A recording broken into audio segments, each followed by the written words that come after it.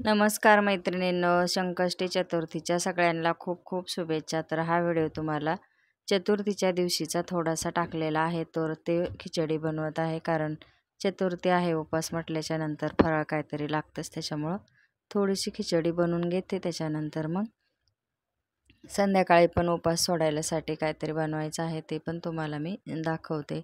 तर इथं सकाळी सकाळी असं खिचडी वगैरे करून घेतलं, आधी स्वयंपाक केला, त्याच्यानंतर देवपूजा वगैरे सगळं झालेलं आहे, कामं पण आवरले. तर आता दुपारचे 12 वाजले, तर 12 वाजता म्हटलं चला वैष्णवीला आमच्या उपवास असतो हा, तर तिला तिच्यासाठी मी आता ही खिचडी बनवून देते. तर खिचडीमध्ये मी एक बटाटा टाकलेलं आणि मिरची, शेंगदाण्याचा कूट, थोडासा मिरची वाटून टाकली. बटाटा पण तेलामध्ये फ्राय करून टाकलेला आहे, शिजायला काय टाकला नव्हता. तेलामध्ये मीठ टाकून थोडं वेळ झाकण ठेवलं ना, तर मऊ असा बटाटा शिजतो. तर आता इथं मी बटाटा पण शिजवून घेतला, मिरची टाकली आणि शेंगदाण्याचा कूटसुद्धा टाकला. थोडं वेळ झाकण ठेवून वाफेवर खिचडी वाफलून घ्यायची, म्हणजे चांगली फुगते आणि कच्ची पण राहत नाही. खिचडी करताना काय करायचं, थोडासा गॅस बारीकच ठेवायचा, जास्त मोठा करायचा नाही, नाहीतर खिचडी आपली कच्ची राहते आणि आतमध्ये कच्ची राहून परतत पण चांगली नाही. त्याच्यामुळं काय करायचं, बारीक गॅसवरच करायचं. खिचडी वगैरे खाऊन झाली, तर आता दुपारी इथं तांदूळ भिजत ठेवले होते, 2 दिवस झाले, तर ते पण मला वाटून घ्यायचे होते. तर आता उद्या रविवार असल्यामुळं म्हणलं चला रविवारचं थोडंसं वेगळं नाश्त्याला काहीतरी बनवूया. खूप दिवस झाले आता इडली डोसे काय बनवले नव्हते. पण आता मी हे तांदूळ 2 दिवस झाले भिजत ठेवले होते आणि उडदाची डाळ सकाळीच भिजायला टाकली होती. कारण तांदूळ जास्त पाण्यामध्ये भिजले 2 दिवस तरी चालतात, पण डाळ जास्त भिजली ना, तर त्याचा जास्त असा वेगळाच असा आंबट वास जास्त येतो. तर इथं मी डाळ पण भिजून घेतली सकाळी आणि सगळं हे वाटण एकत्र करून स्टीलच्या गमेल्यामध्ये मी आता झाकून ठेवणार आहे. ह्याच्यावर झाकण ठेवताना आहे ना, हवा बंद झाकण ठेवायचं, म्हणजे पीठ पण चांगलं फुलून येतं. तर आता झाली संध्याकाळची वेळ. हा व्हिडिओ संकष्टीच्या दिवशीचाच आहे पूर्ण. तर संकष्टीच्या दिवशी मग संध्याकाळी म्हटलं चला आता उपवास पण सोडायचा आणि गणपती बाप्पाला काहीतरी नैवेद्यासाठी बनवायला लागेल गोड थोडंसं. तर मग म्हणलं चला आज आपण खीर बनवूया थोडीशी शेवयाची. तर शेवया काढून घेतल्या, थोडेसे ड्रायफ्रूट काढून घेतले, त्याच्यानंतर मग कढई थोडंसं तूप टाकून घेतलं आणि शेवया थोड्याशा भाजून घेणार आहे. त्याच्या आधी मी थोडेसे काजू बदाम थोडे कट करून घेतले आणि असे हलकेसे भाजून घ्यायचे. त्याच्यातच शेवयाची तुकडे करून टाकायचे. तर ते पण चांगले लालसर रंगावर मी भाजून घेतले. तर भाजल्याच्या नंतर चांगला कलर येतो त्याला आणि खरपूस अशी चव पण लागते. त्याच्यामुळं थोडेसे हलकेसे शेवया भाजून घ्यायच्या. थोडेसे मी त्याच्यामध्ये आहे ना हे पण टाकलेलं आहे, चारोळे टाकून घेतले थोडेसे आणि सगळे एकत्र मिक्स करून भाजून घेते. तोपर्यंत इकडं दुधाला उकळी आली. शेवया भाजल्या की लगेचच दुधामध्ये टाकून घेतल्या. तर 10 मिनटं चांगलं उकळून द्यायचं. त्याच्यानंतर साखर टाकायची. चांगलं उकळल्याच्या नंतर साखर टाकायची. आधी साखर टाकली ना, तर ती थोडीशी चव वेगळी लागते. त्याच्यामुळं खीर शिजत आल्याच्या नंतर साखर टाकायची. तर आता म्हणलं शेवयाची खीर आणि थोडासा मसाले भात बनवा, ते सुद्धा तुमच्यासोबत शेअर करते मी. तर त्याच्यासाठी मी उभी मिरची कापून घेतली. तोपर्यंत इकडे खीर पण शिजत होती. तर संकष्टी चतुर्थीच्या दिवशी असं सकाळपासून ते संध्याकाळपर्यंत जेवणाचा बेत होता. तर आता इथं म्हणलं मसाले भात बनवा आणि शेवयाची खीर. तर इथं मसाले भातासाठी सगळं साहित्य मी बारीक कापून घेतलेले, जिरे मोहरी टाकून घेतली कढईमध्ये. तर असा सुटसुटीत मसाले भात बनवायचा होता, कारण संध्याकाळी कसं थोडंसं जेवण असलं तरी पण चालतं आणि हलकंच खायला लागतं. थोडं जास्त पण जड खाल्लं ना, तर ते पण रात्रीचं जसं हे झाल्यासारखं होतं, ढेकर आल्यासारखं. तर आता इथं म्हणलं कांदा टाकून घेतला, चांगला परतून घ्यायचा कांदा. त्याच्यानंतर मग त्याच्यामध्ये टाकूया आपण टोमॅटो पण टाकून घ्यायचं. टोमॅटो आणि कांदा चांगला परतून द्यायचा भातालासुद्धा. कुठल्याही गोष्ट करताना काय करायचं, थोडंसं कांद्यामध्ये मीठ टाकायचं, म्हणजे पटकन तो परतला जातो आणि चांगला तळला पण जातो. मिरची मी उभी कापून घेते मसाल्या भाताला आणि कढीपत्ता तो पण टाकून दिला ह्याच्यामध्ये. तर ते पण तळून घेते चांगलं आणि नंतर मग टोमॅटो बाकीच्या वस्तू पण टाकायच्या आहेत. तर साधा सिंपल मसाले भात बनवणार आहे, बासमती तांदळाचा लांबट. आता कांदा पण चांगला परतलेला आहे. चांगला कांदा परतला ना, तर भाताची पण चव चांगली लागते. तर थोडंसं टोमॅटो टाकून घेऊया तरी मी 2 टोमॅटो बारकाले घेतलेले आहेत. ते आधी धुवून घेतले, त्याच्यानंतर बारीक कापून घेतलेले आहेत. कापल्याच्या नंतर मग ह्याच्यामध्ये टाकून परत ते चांगले परतून द्यायचं थोड्या वेळ. तोपर्यंत साईडला ठेवून घ्यायचं, कारण टोमॅटो पण चांगलं शिजलं पाहिजे, तेव्हाच त्याची ग्रेव्ही तयार झाली ना तर भातामध्ये ती पण चांगली लागते. आता थोडीशी हळद टाकून घेऊया. हळद टाकल्याच्या नंतर आता याच्यामध्ये मी धना पावडर पण टाकणार आहे थोडीशी. त्याच्या आधी आलं लसणाची पेस्ट टाकायची विसरले होते, साईडला ठेवली होती, नंतर लक्षात आलं. तर आता ती पण टाकून घेते, कारण पाऊस आणलेला आहे ना तर तेच वापरते, नाही तर मी कधी कधी घरात पण बनवून ठेवते. पण जेव्हा नाही बनवली ना तर मग अशी पाऊसमधलीच टाकून देते थोडीशी. आता ह्याच्यामध्ये आहे ना धना पावडर टाकूया.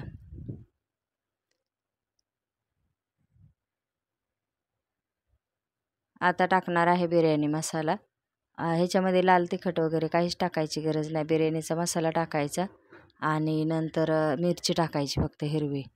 हे पहा, बिर्याणीचा मसाला तो पण टाकून घेतला. आणि आता एकत्र करून तांदूळ मी धुवून थोडं भिजत ठेवले होते, पण आता मी ह्याच्यामध्ये आहे ना पाणी टाकून घेणार आहे आधण, म्हणजे उकळे आले ना मग तांदूळ टाकायचे. तर आता हे चांगलं परतून घेते. आणि आज कढईमध्येच भात केलेला आहे, कारण कुकरमधला पण सारखा खाऊ वाटत नाही, त्याच्यामुळे म्हणलं चला आता कढईमधलाच करूया.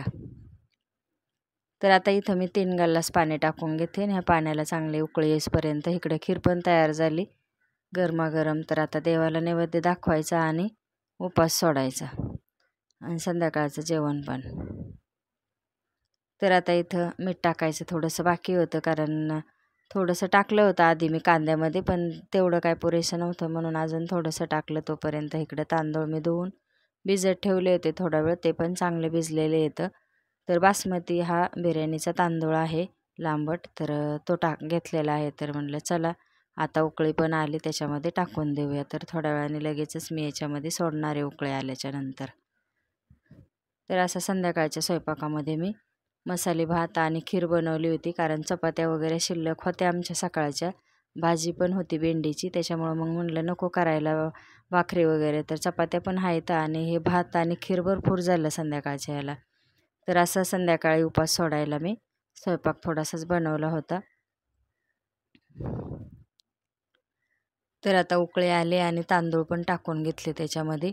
पाणी कमीच टाकायचं, कारण जास्त पाणी टाकलं ना तर एकदम असा चिकट भात होतो. त्याच्यामुळे सुटसुटीत भात करायचा असेल ना तुम्हाला असा, तर पाणी नेहमी कमी टाकायचं. तर आता बघा, आणि हा 5 ते 6 मिनटातच भात शिजला, वेळ पण लागला नाही. मी थोडंसं झाकण ठेवलं होतं वरती आणि 2-3 मिनटांनी पाहिलं तर एवढा भात शिजलेला होता. तर आता मी याच्यावर झाकण ठेवणार आहे.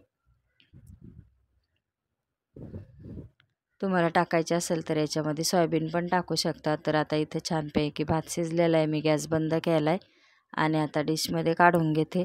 आम्ही पण आता जेवणं करणार आहेत सगळेच. तर चला तुम्ही पण या संकष्टीचा उपास सोडायला. तर हा व्हिडिओ पूर्ण संकष्टीच्या दिवशीचा होता आणि आता पुढं जे येईल ना तर तो रविवारचा आहे, कारण 2 दिवसाचा व्हिडिओ टाकलेला आहे. तर रविवारी पण मग मी जे पीठ बारीक करून ठेवलं होतं तांदूळचं डोश्यासाठी, तर आता तीच तयारी चालू आहे माझी इथं. आज आम्हाला बनवायचं आहे नाश्त्यामध्ये डोसा आणि बटाट्याची भाजी, थोडीशी चटणी सकाळी, कारण रविवारी सगळे घरामध्ये असतात ना, तर मग थोडंसं नाश्त्याला बनवलं ना तर स्वयंपाक थोडा आम्ही उशिरा बनवतो, मग काय सकाळी सकाळी एवढा स्वयंपाक मी करत नाही रविवारचं. तर आता इथं मी जिरे टाकून घेतले, मोहरी टाकली आणि मी आता बनवणार आहे बटाट्याची भाजी. पण आधी मी बटाटे कुकरमध्ये उकडून घेतले होते, नंतर थंड होऊ दिले, सालं काढून बारीक मॅशरने असे बारीक करून घेतले आणि मग बटाट्याची भाजी करायला घेतली. तर त्याच्यामध्ये मोहरी आणि जिरे टाकले, कांदा टाकून घेतला. कांदा कापताना उभाच कापायचा बटाट्याच्या भाजीत, मसाला डोशामध्ये उभ्या कांद्याचीच भाजी असते बटाट्याची. तर आता थोडासा कढीपत्ता टाकला, हिरवी मिरची पण बारीक कापून टाकलेली आहे आणि कोथिंबीर पण टाकायची तुमच्याकडे असली तर. माझ्याकडे काय कोथिंबीर नाही आहे, त्याच्यामुळे मी फक्त कांदा टाकला आहे. सकाळी सकाळी बाकीचं घरातलं काम आवरून घेतलं, आंघोळ्या वगैरे सगळ्यांच्या झाल्या, म्हणलं आता यांना नाश्ता बनवून देते. तर मी आता थोडंसं हिंग टाकून घेते आणि चांगलं परतून घ्यायचा कांदा. थोडासा जरा जास्त पण करपवायचा नाही, थोडासा कमी ह्याच्यावरच ठेवायचं. तर आता हळद टाकून घेतली आणि बटाटे मी आधीच बारीक करून ठेवले ते उकडून, तर ते मी आता टाकून घेते.